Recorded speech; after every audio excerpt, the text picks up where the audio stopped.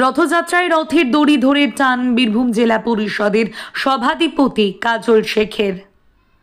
রথযাত্রায় অংশগ্রহণ করে রথের দড়ি ধরে টান বীরভূম জেলা পরিষদের সভাধিপতি কাজল শেখের।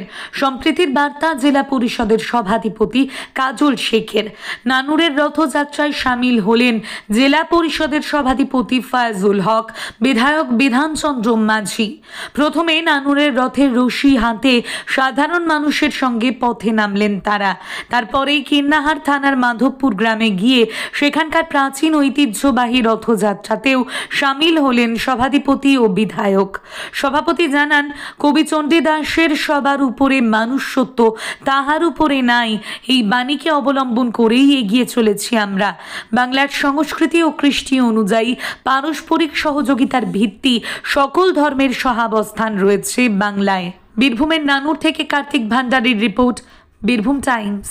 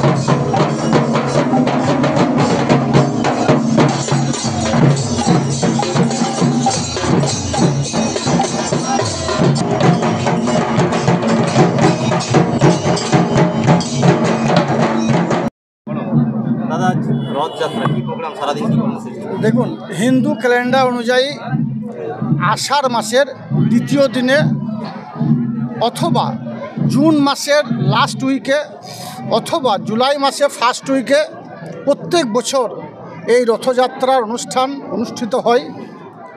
বাঙালি জাতি 12 মাসে 13 পার্বণ, তার মধ্যে এটিও একটা পার্বণ। এখানে 3টি দেবতাকে নিয়ে এই রথ উৎসব অনুষ্ঠিত হয়।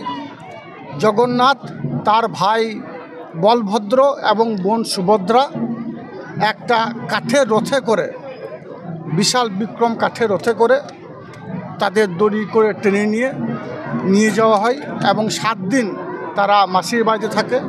তারপর ফের তারা জগন্নাথ মন্দিরে ফিরে আসে। এটাই রথযাত্রার বৈশিষ্ট্য।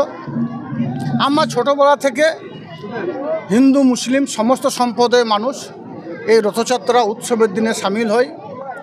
হিন্দু ধর্মের রীতি রেওয়াজ অনুযায়ী যারা সনাতন ধর্মে বিশ্বাসী মানুষ আছেন তারা পূজা অর্চনা করেন এবং তাদের পূজা অর্চনা সহযোগিতা করার জন্য, তাদের উৎসাহ দানের জন্য, বাংলার সংস্কৃতি অনুযায়ী, কৃষ্টি অনুযায়ী, কালচার অনুযায়ী তাদের পাশে আমরা থাকি, তাদের উৎসাহ দানের জন্য। সেটাই আমরা করছি, সেটাই আমরা করতে এখানে এসেছি। বীরভূম জেলা পরিষদের সভাধিপতি এবং একজন ইসলাম ধর্মের মানুষ হয়ে এই জগন্নাথ দেবের পরিদর্শন কেমনভাবে দেখছেন? এটা সম্প্রীতি। দেখুন, সবার আগে আমি একজন মানুষ। বৈষ্ণব কবি চণ্ডীদাস তিনি বলে গেছেন, সবার উপর মানুষত্ব, তাহার উপর নাই। স্বভাবতই আমরা মানুষ ধর্মে বিশ্বাস করি, মানুষে পূজা করি। মাটি মানুষকে সম্মান দিয়ে পিছিয়ে পড়া বাংলা এগিয়ে গেছে। আমাদের মাননীয় মুখ্যমন্ত্রী মাননীয় মমতা বন্দ্যোপাধ্যায় এটাই আমাদের শিখিয়েছেন, আগে মানুষের সেবা করো, মানুষকে ভালোবাসতে শেখো। সেটাই আমরা করছি। তাই মানুষকে ভালোবাসতে গেলে সবার প্রথম যে ধর্মের মানুষ তারা যে দেবতায় বিশ্বাসী, যে ফুলে তারা সন্তুষ্ট, তাদেরকে সেই ফুলে, সেই দেবতার পূজা অর্চনা করার জন্য তাদের সব দিকে সহযোগিতা করার বার্তা মাননীয় মুখ্যমন্ত্রী মাননীয় মমতা বন্দ্যোপাধ্যায় দিয়েছেন। আমরা সেটাই দিচ্ছি। কোরআন বাইবেল ঘাটুন, সেখানেও দেখতে পাবেন একটা ধর্মের মানুষ অন্য ধর্মকে সহযোগিতা করার বার্তা সেখানেও দেওয়া আছে।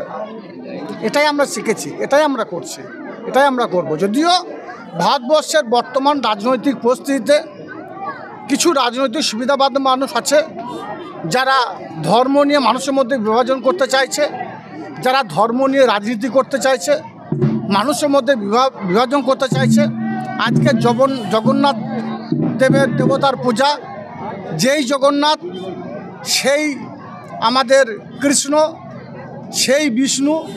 তাই সকলকে বলবো, আপনাদেরও জানা আছে এই বিশ্ব ব্রহ্মাণ্ডে বিভিন্ন সময়ে বিভিন্ন দেবদেবতার আবির্ভাব হয়েছিল।